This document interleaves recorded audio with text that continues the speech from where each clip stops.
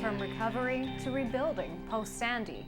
I'm Jill Horner. This is Comcast Newsmakers. With me is Joanne Flem-Tiedeken.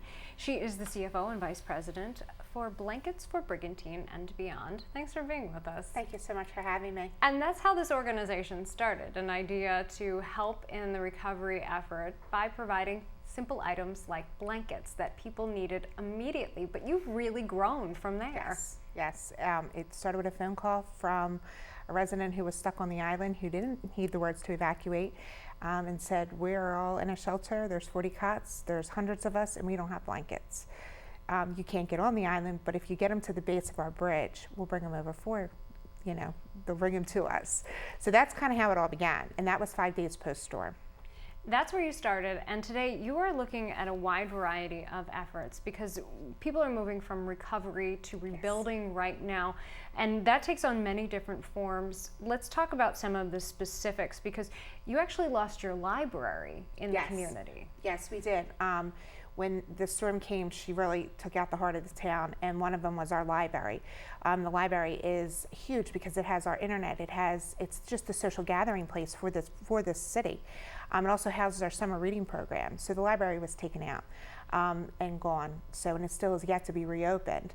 So we were able to donate the sheetrock to help the library reopen. So they're actually working on that now. And you mentioned donations of items like sheetrock, but right now you're looking for those types of donations, everything from sheetrock to batteries to smoke detectors, anything people may have lost, but you're looking for skilled workers too. Yes, labor is still something that, people are trying to move. They've been in and out of rentals since this really has happened, and they're trying to move back into their homes. So we get people coming in all the time. Can you help us move something? A lot of our population is elderly people, and they just need help. They need help cleaning their yards. They need help hanging doors. They need help cleaning the tracks of the doors because it all got sandy and messed up when Sandy hit. So that's something that we really do need people who are still willing to come down and help us clean up because we're not done yet. We're not even partly there. So that's something that we're looking at, as well as donations. Donations can be a gift card to Home Depot or Lowe's, as well as doorknobs. People don't think about that, but when the doors swelled, the doorknobs all broke. Doorknobs, smoke detectors, CO detectors, all of those things that are so needed in this recovery and now going into the rebuilding phases. And people say, well, I can't buy sheetrock, and we understand that's a tall order, but there's so many other things, pots, pans, something that people had lost that they need. A muffin pan. I had a woman come in and was like, do you have a muffin pan? And I'm like, let me find one.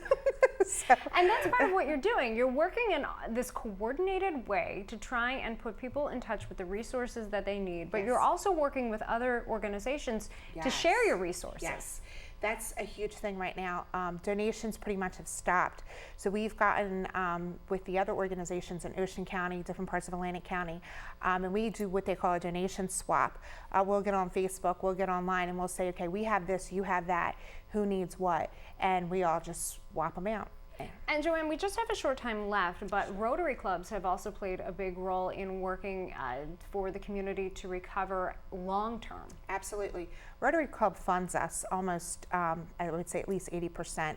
All the Rotary clubs, not just in New Jersey, but nationally have come together and then, along with our district governor, John Andrews, have really come together to make it happen and give us the things that we need to rebuild. Thanks so much for being with us. Thank and you best so of much. luck to the entire Brigantine and Shore community Thank as you you so rebuild. much. We've been talking with Joanne Flem-Tiedeken. I'm Jill Horner.